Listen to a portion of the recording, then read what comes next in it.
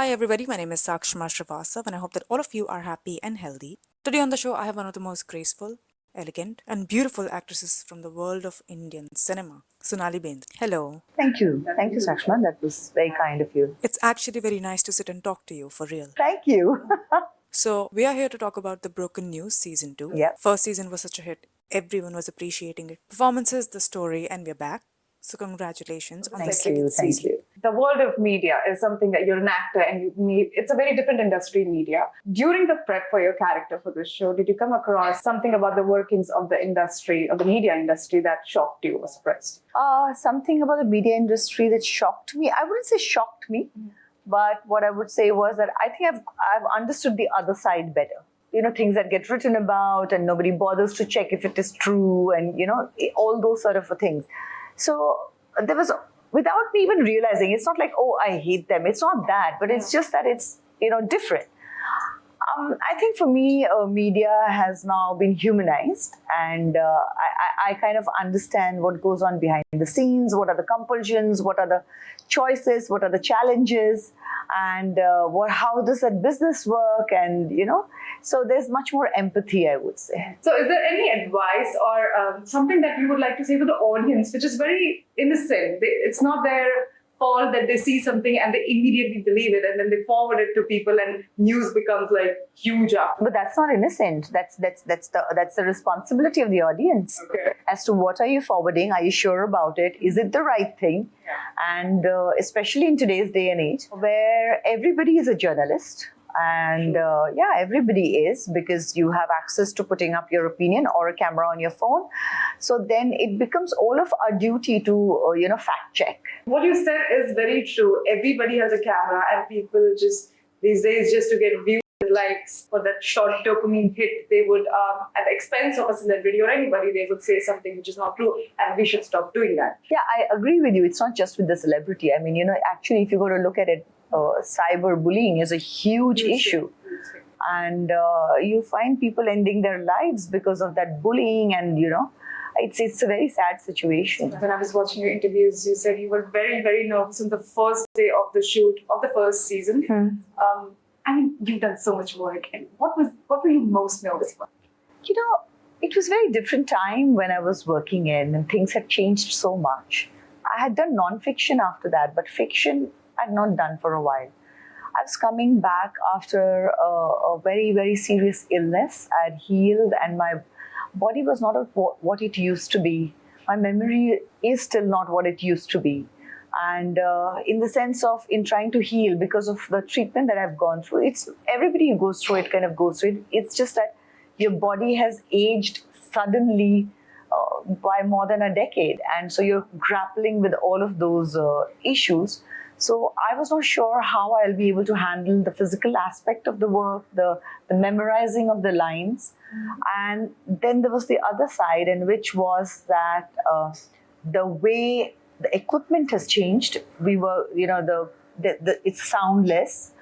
The way things move on set and the way the teams are and everything, all that had changed. Actors had changed, the way they act has been changed. So all that did make me nervous. Also, you didn't want to be labeled this 90s person wanting to be doing today's thing. And there were a lot of those articles where, or people talking about how they're not able to adapt, the style of acting and stuff like that. So all those things made me nervous. But it lasted one day, because next day you were fine. And that's a good thing, I think. Well, I think camera has been a friend always, and a very loving friend, I would say. Camera has always been very kind to me. And so when I come in front of the camera, it always feels like I've come home. So, yeah. I think that's every actor should feel that way when you come home. Now, you have been very graceful as puppet person throughout the years. I mean, you've always been very poised and elegant. I've never seen you lose your temper also, which is very common these days. Did that take work to keep calm, or you're a calm person? I don't think I'm a calm person per se. I mean, if you're going to say that, do I not lose my temper? Of course I do. I mean, I don't know. I never thought of it as being graceful or something like that. I think that's the upbringing. When you step out, when you're out, you're in front of people, or how you treat people, there's a certain way you do it. And dignity is important, and I think that for me has been more important than anything else, that there should be dignity in whatever you do. Being lost. Okay. Coming to acting and portraying emotions on camera, I personally think that it's very hard to try on screen. What is your process? Do you take a moment and feel the pain of the character, or some actors go back to their personal loss or pain? What is your process? I've never really analyzed what the process is, but I think when you're a creative person or when you're an actor, then obviously what you would call like a thin skin. Everything really, you are kind of touchy about things and you feel things faster or more thoroughly, I would say. Thin skin is how I would call it.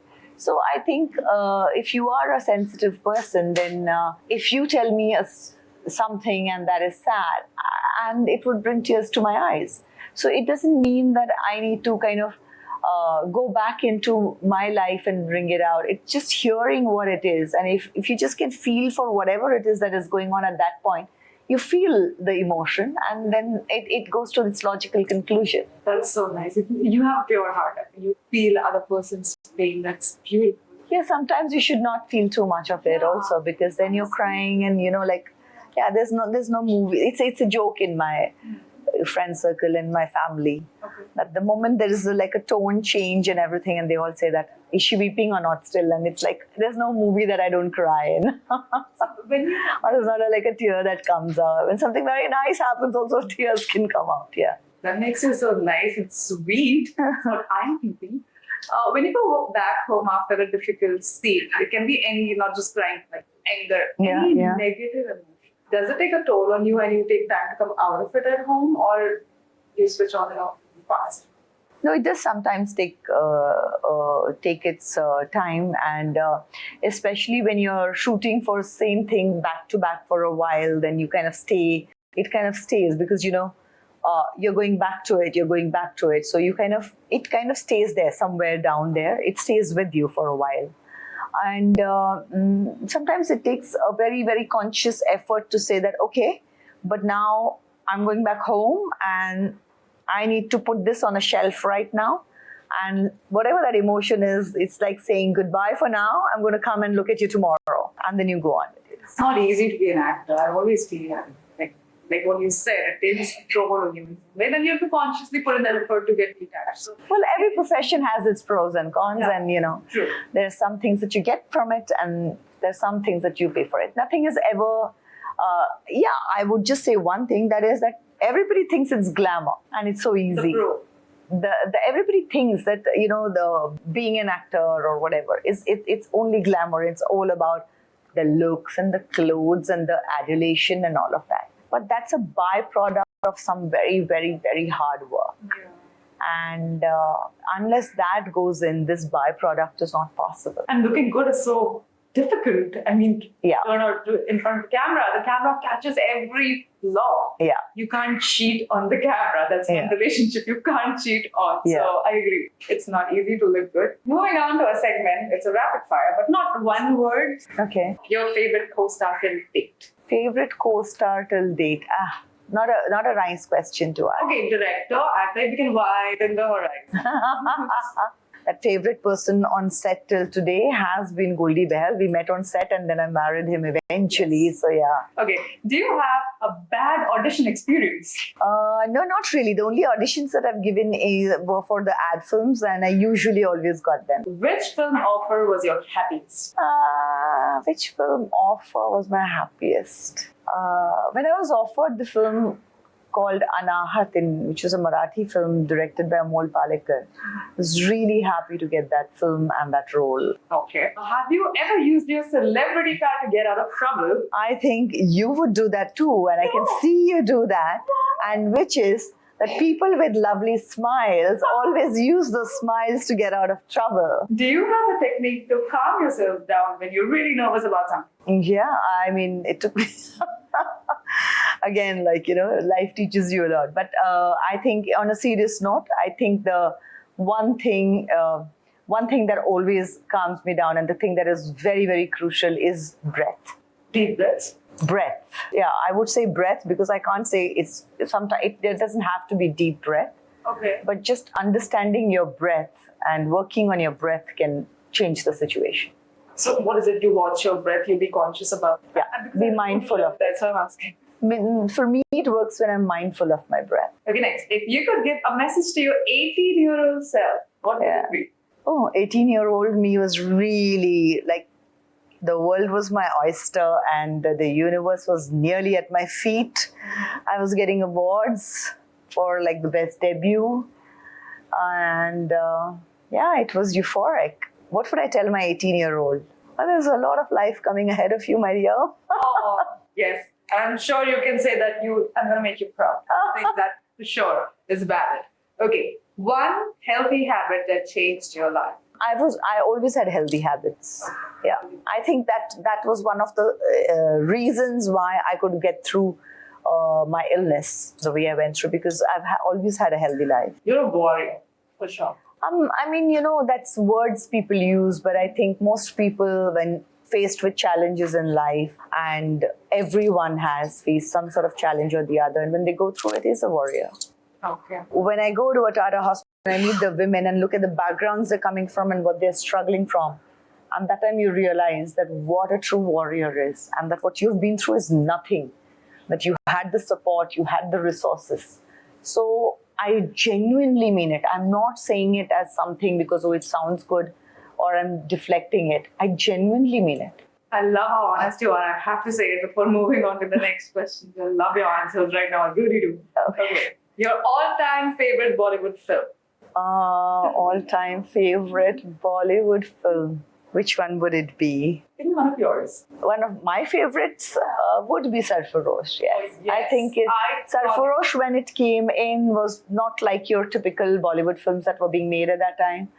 And it told something so interestingly. It had everything in it. I love it. I was the comic relief. I also loved you in Duplicate. Yeah. You were so hot. I remember watching it on TV because it used to keep playing on Blue Phone. I'm like, she's so beautiful. Oh my god. My entire family's a fan. Thank you. Thank you. Okay, ninth one. Your favorite song of yours. You've given us some really good songs. Hosh walon ko khabar kya. The last film that made you cry. Listen, I cry in every film. I cry in comedies too. What do I say? Why? It's a joke in my life. I cry in every film. Okay, that's okay. We can let that go. But thank you. It was so good to talk to you. I feel like you have absolutely no pretense, and I love that. Thank you. You answered a strong, direct, and honest. And that's why it was such a good conversation, and I just really enjoyed myself. Thank you so much. Wish you all the very best for this show and for the many more to come, like you said, in journeys. I hope so. Thank you. Thank Bye. you.